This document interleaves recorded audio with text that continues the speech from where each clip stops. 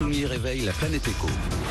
Good Morning Business. Hervé Hatz, le président donc de meilleurtaux.com, de moins en moins.com d'ailleurs, parce que et vous dites le meilleur des courtiers du web, mais vous êtes en dur, en physique maintenant, Hervé Hatz, absolument partout. Oui, c'est vrai, on a 230 agences partout en France, agences entrepreneuriales franchisées. Décision stratégique prise il y a de très nombreuses années. C'est une évidence pour tout le monde maintenant, qu'il faut du click and mortar, comme on disait dans les années 80. Décision stratégique prise il y a de très nombreuses années qui, à cette époque-là, avait surpris beaucoup. Oui. En fait, elle est validée. En fait, l'entreprise, elle a commencé comme une pure start-up web. Ouais, absolument. En 99-2000. Absolument. Et ensuite, elle a rajouté des agences physiques. Ouais. Agences salariées. À l'époque, on est monté à 60 agences. Ouais. Bon, ça a plombé la boîte. Ouais. La boîte a failli en mourir d'ailleurs de cette charge fixe importante. Ouais. Ensuite, en 2011-2012, on a totalement restructuré l'entreprise. On a arrêté les agences salariées. On est passé au modèle entrepreneurial, agences franchisées. Et maintenant, on en a 230. Et ça marche extrêmement bien. Enfin, ça a plombé la boîte. C'était une intuition stratégique formidable. Voilà. Du fondateur d'ailleurs à l'époque. Absolument. Ça lui a coûté son poste, mais du fondateur. Qui avait compris que... Mais pourquoi, quand on parle d'argent et d'enjeux qui sont parfois les enjeux les plus importants de la vie finalement, enfin en termes financiers, attention, c'est-à-dire par exemple l'acquisition d'une maison, on peut pas totalement dématérialiser la relation? Ça dépend. En fait, il y a des clients, on a toujours à peu près les clients qui viennent nous voir sur Internet, la moitié on s'occupe de à distance. Ouais. Totalement à distance, web et téléphone, et l'autre moitié va en agence. Donc en fait, il faut avoir les deux. En tout cas, pour nous, ça marche très bien. Et ça répond aux besoins. Il y a des gens qui peuvent rentrer en contact avec nous pour trouver, comparer, négocier totalement à distance. Après, on les envoie dans une banque. Et d'autres qui veulent avoir un contact en face à face. Donc les deux sont très complémentaires. Je m'interroge toujours sur la concurrence, moi, face aux courtiers. Ouais. Vous avez des banques partenaires. Oui. À partir du moment où vous avez des banques partenaires, est-ce que c'est une réelle concurrence que vous instaurez entre ces banques?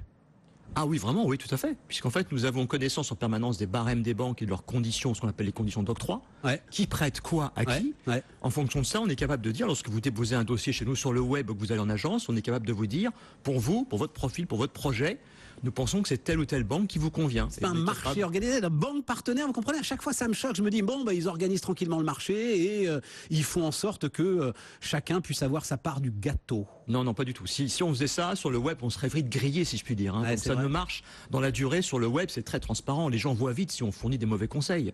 Donc en fait, on est obligé de faire le travail de façon très professionnelle. On essaye vraiment, de façon totalement déconnectée de toute condition de rémunération, on essaye vraiment de trouver pour chaque emprunteur la bonne solution en ce qui le concerne ou ce qui la concerne. Sinon, on est grillé sur le long terme. Il y a un élément qui m'intéresse, c'est ce que vous faites sur les professionnels. Ah oui, on a lancé, vous avez raison, on a lancé il y a 10 jours quelque chose de relativement nouveau, qui n'a pas d'équivalent. On a lancé un comparateur de financement professionnel. Et en fait, on a mis en regard deux choses qui sont souvent opposées maintenant. On parle beaucoup du crowdfunding actuellement sur le marché français. Ouais.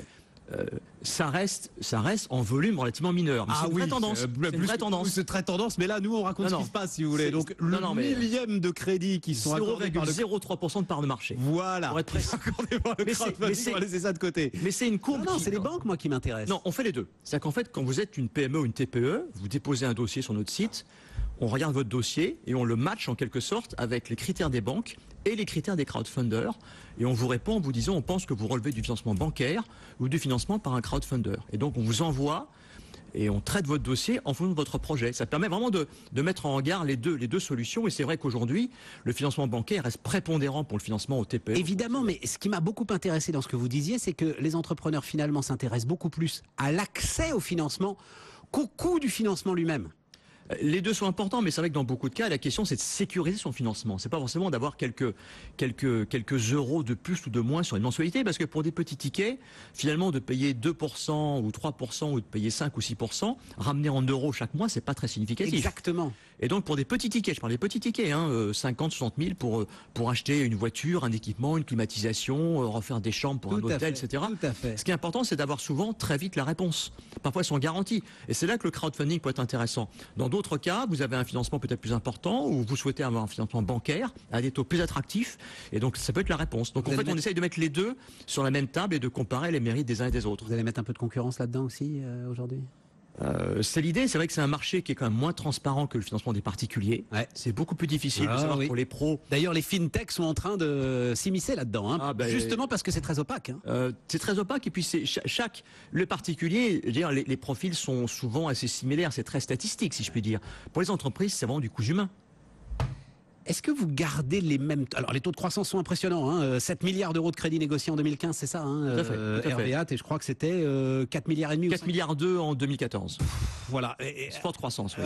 Forte croissance, oui, oui. mais les taux là qui sont maintenant au plancher, qui vont Ouais. rester très bas, est-ce que ça handicape pas un tout petit peu votre croissance quand même? Non, non, non, non. Je pense que le message qui est envoyé par ces taux très bas, c'est qu'en fait, la BCE et les autres veulent financer l'économie. Ça, Donc, on c'est est une d'accord. réalité. Non, mais ça, non, mais Finalement, pour le particulier, ça devient moins critique dans l'ensemble de l'acquisition qu'il peut faire. Alors, vous avez raison, mais il y a quand même encore des différences d'un établissement à l'autre. Et puis, deuxièmement, il y a aussi des établissements qui prêtent à certains et pas à d'autres.